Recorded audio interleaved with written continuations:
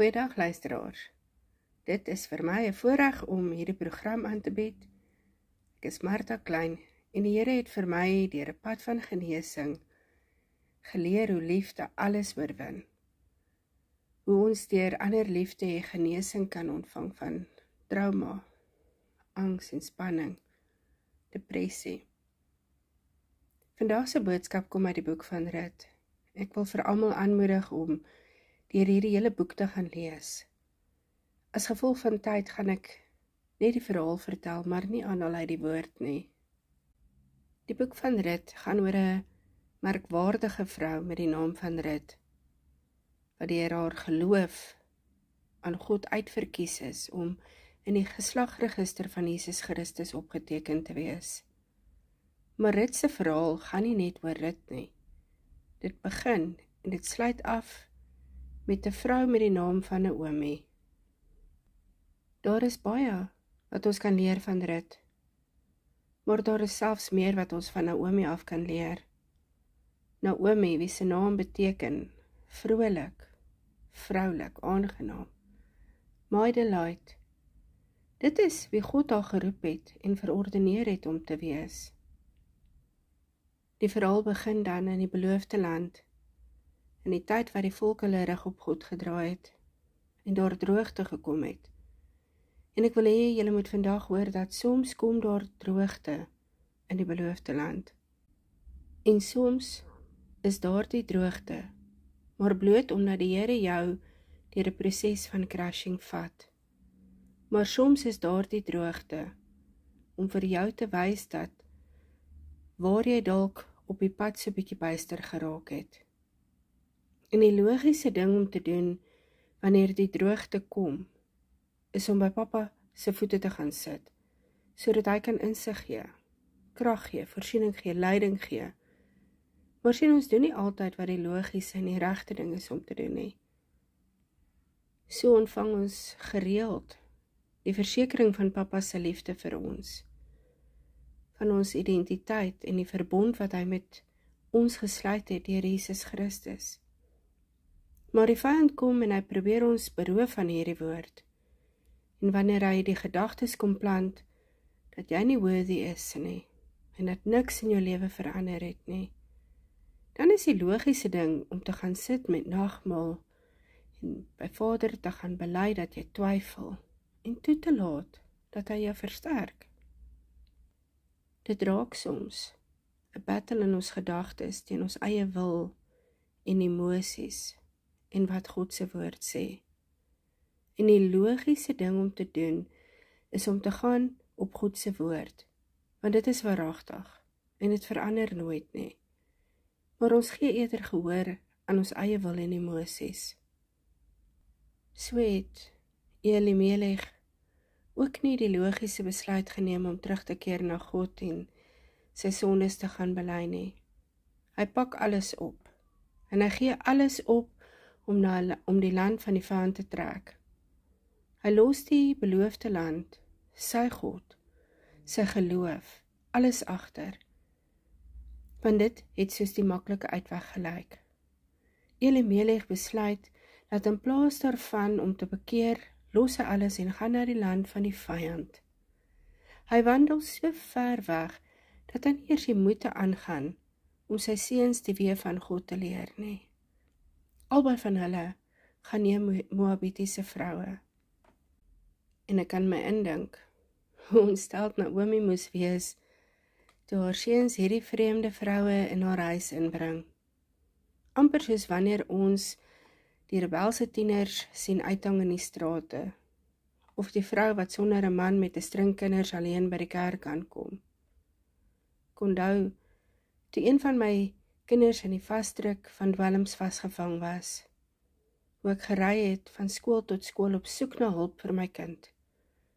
En almal het na my storie geluister met soveel simpatie, maar hulle kon my nie gou genoeg uit hulle kantoor uitkry met die belofte om alles moontlik te doen om my kind te probeer help nie. Dan is ek nog nie eers by die voorrek uit nie, dan kry ek 'n SMS dat ongelukkig is hulle so vol en daar's glad nie plek nie. Ons wil nie betrokke raak met mense wat issues het nie. Want dalk net smeer hulle issues op ons af.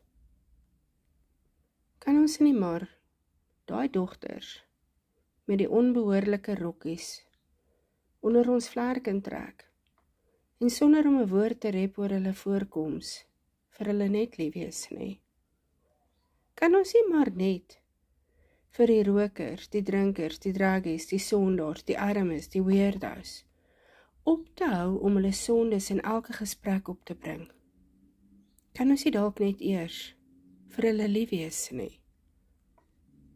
Jesus het nie, wanneer hy mense bedien het, hulle eers weggestuur om te gaan bekeer, eers te gaan bely nie. Hy het nie vir hulle gesê om eers te gaan bad en skoon aan te trek nie, om eers sondeloos en vlekkeloos te wees voordat hy hulle sal genees nie. Nee, hy was vir hulle lief, en deur sy liefde het daar die shift gekom.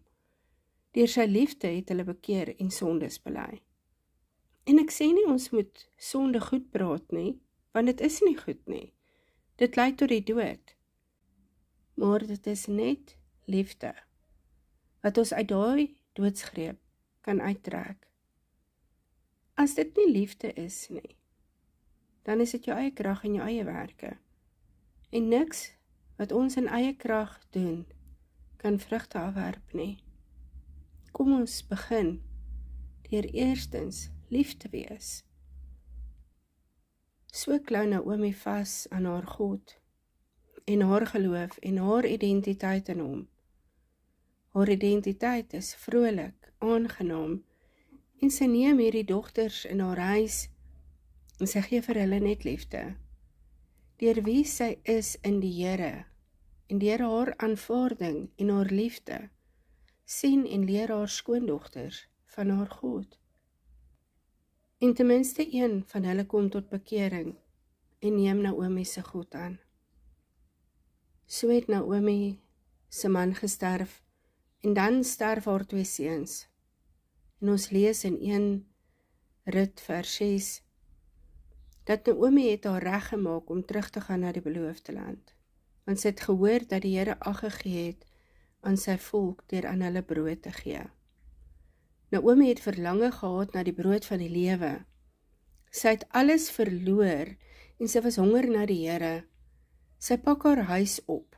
Sy vat haar skoondogters en stap terug na die veld van Moab, waar sy dan vir haar skoondogters aandring dat hulle moet terug aan huis toe. Naomi het geweet dat na al die tyd wat hulle in die vreemde gebly het, gaan dit vir haar baie moeilik wees om weer deur haar volk verwelkom te word, want sy was onrein. Sy het ook geweet dat wanneer sy daar aankom met 2 Moabitiese vroue het sy probleme.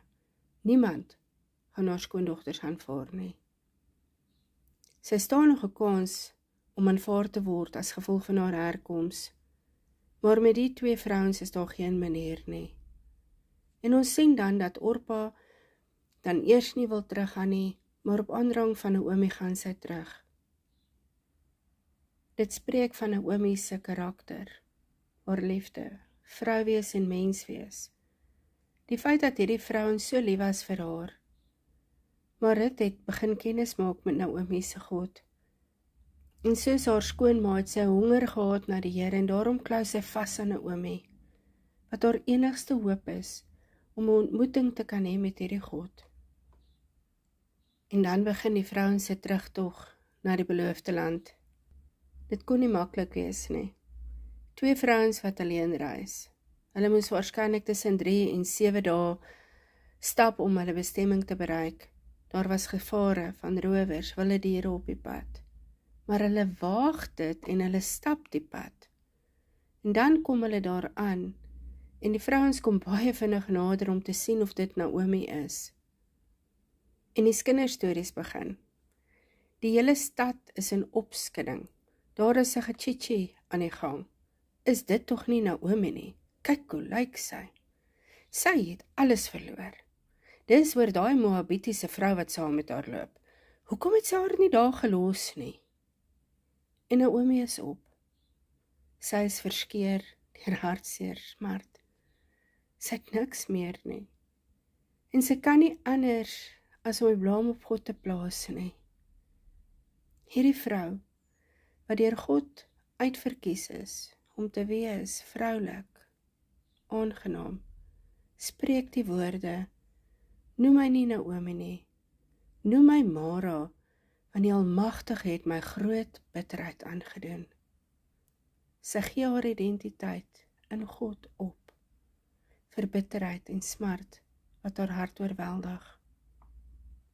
Ons lees nêrens, dat enige van Naomi se vriende, familie vir haar 'n blyplek aangebied het nie, iets te ete aangebied het nie.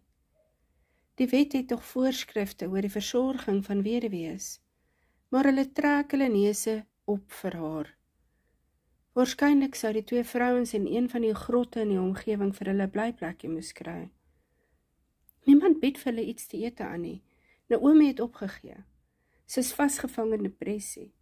Sy het gekom na die land van haar God in die hoop om hom daar te vind, maar tot haar eie mense verwerpbaar. En sy wend geen poging aan om plek te maak of plan te maak om verder aan te gaan en te oorleef nie. Maar dan gaan Rut en gaan tel are op in die land van Boas. En sien God het sy dogters se verlange na hom geken.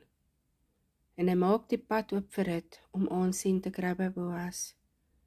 Die wet van God bied vir hulle uitweg. Onthou, God het hierdie land oorspronklik aan Abraham beloof.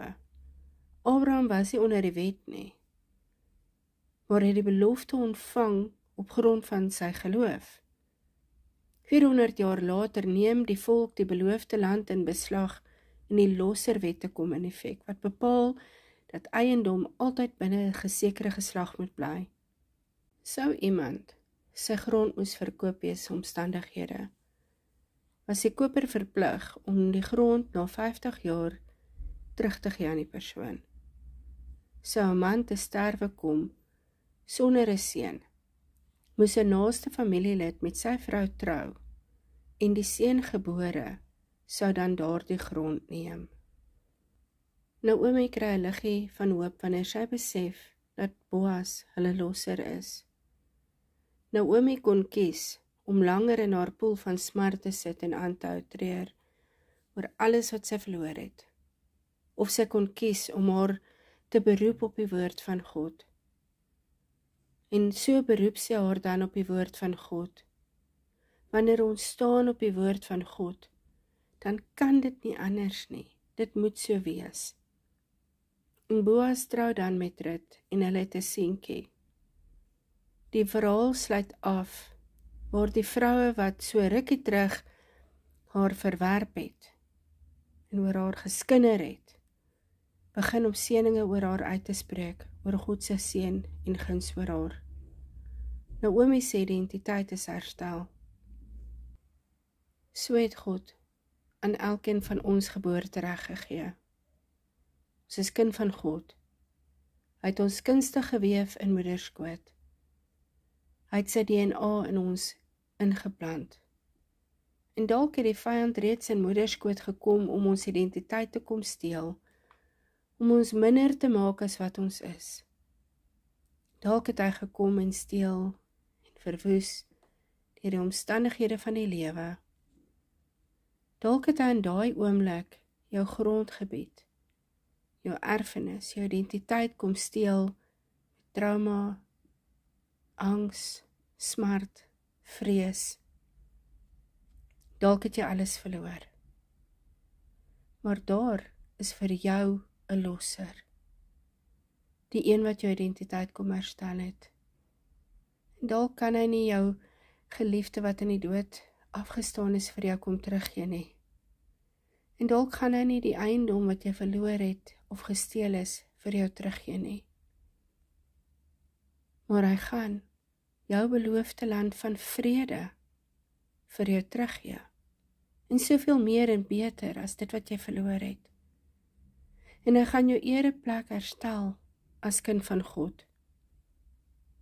Dankie Papa, dat U vir ons so lief het. Dat U vir ons 'n losser gestuur het, om vir ons te kom teruggee dit wat die vyand wou kom beroof. Dankie Hemelse Vader vir u liefde en vrede, wat ons slegs by u kan vind in tye wanneer ons oorweldig voel deur die dinge wat met ons gebeur het in hierdie lewe. Help ons vandag om opnuut bewus te raak van ons identiteit in u, sodat ons as kinders van God sal heers oor dit wat u ons oor aangestel het. Help ons vandag om genesing te ontvang van die eienaars van gister, deur vandag die lewe te kies, en die genesende krag van wat Jesus vir ons gedoen het aan die kruis. Help ons vandag om lief te wees, soos wat u eerste vir ons lief gehad het. In die naam van Jesus Christus. Amen.